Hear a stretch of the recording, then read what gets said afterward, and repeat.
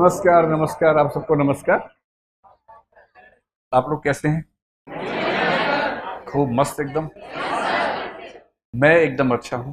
तो मैं एक बात से शुरू करता हूं आज, और आपको मैं ये समझाना चाह रहा हूं कि जिस चीज को आप सफलता कहते हैं कि हम भाग रहे हैं, वो हासिल करने के बाद समझ में आए कि ये तो वो है ही नहीं जिसके चक्कर में आए थे। ऐसा भी होता है जीवन में। अभी आप छोटे हैं, धीरे धीरे इन बातों को समझेंगे। अभी आपने शायद एक आध स्तर पे देखा होगा कि किसी व्यक्ति के पीछे भागे बहुत दूर तक, दुर्भाग्य से उसने हाँ कर दी। आप सोचेंगे दुर्भाग्य से क्यों हाँ कर दी?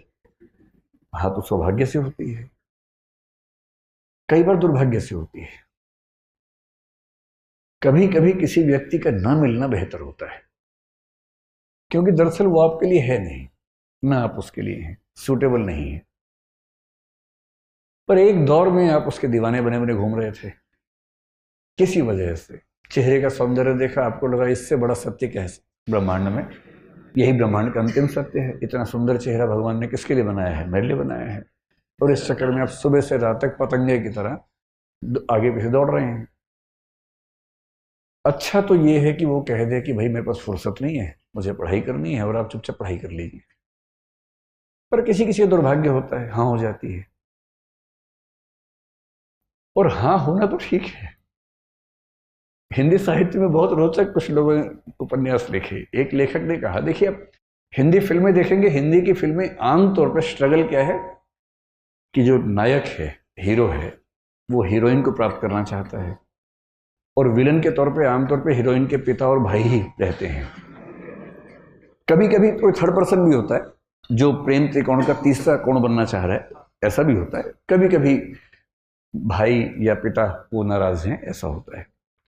और पूरी स्ट्रगल ये है कि कैसे वो उनको कन्विंस करे। अगर फिल्म इमोशनल है तो वो अपनी होने वाली पत्नी के पिता को कन्विंस करने के लिए गांव में जाएगा, खेत में रहेगा, साथ में काम करेगा सारे। और फिर वो कौन सी फिल्म थी? रमैया बस्ता भैया। ये तो मैंने देखी ही नहीं। मैं तो दिल वाले फीलिंग से बोल रहा था। DDLJ देखी आप लोगों ने? वही है ना, इसमें शाहरुख खान, काजोल, अमरीश पुरी। हाँ, उसमें पूरी ताकत लगाई है कि मैं किसी तरह से इसके पापा की सहमति बना लूं, उसके बाद विवाह करूं, और उसने बना भी ली। अंत में मतलब वो ट्रेन पे है, सिमरन खड़ी है, और तब अंततः उसके पापा का हृदय परिवर्तन हुआ, और पापा ने कहा जा सिमरन जा, जी ले अपनी जिंदगी, है ना। इससे क्या होता है, इमोशंस बहुत हमारे ओवर पावर करते हैं कि परिवार भी बच गया, रिश्ता भी बच गया। इससे अच्छा क्या है? विन विन है, परिवार भी रिश्ता भी। लेकिन ऐसे पापा फिल्मों में ज्यादा होते हैं, ऐसे पापा समाज में कम हैं।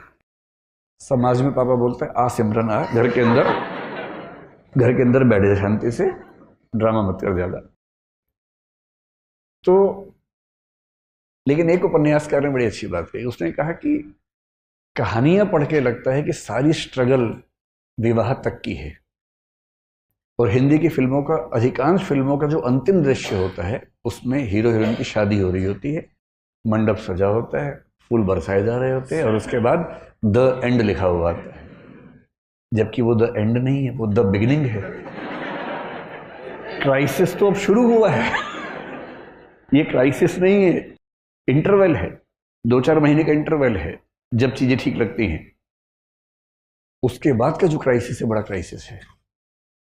किसी एक व्यक्ति के साथ 24 घंटे रहना, उसकी बहुत सारी आदतें जो आपको नहीं अच्छी लगती, आपकी बहुत सारी हरकतें, आदतें जो उसे नहीं अच्छी लगती हैं, एडजस्ट करना।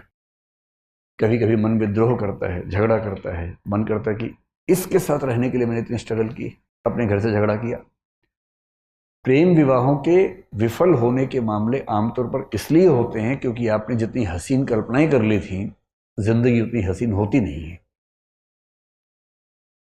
जब तक प्रेमी प्रेमिका है, जिंदगी बड़ी हसीन है, क्योंकि करना क्या है, बाइक पे घूमना है, आइसक्रीम खानी है, गप्पे मारनी है, तो स्ट्रगल तो है नहीं। लेकिन विवाह के बाद तो फिर किराया भी देना है घर का, आटा भी खरीद के लाना है, दाल भी लेके आनी है, और एक दूसरे की कड़वी बातें भी सुननी है। जो पहले तो मीठी मीठी बातें होती थी, एक दूसरे को मेकअप के बिना भी देखना है, जो नेचुरल पोज है वो भी देखना है।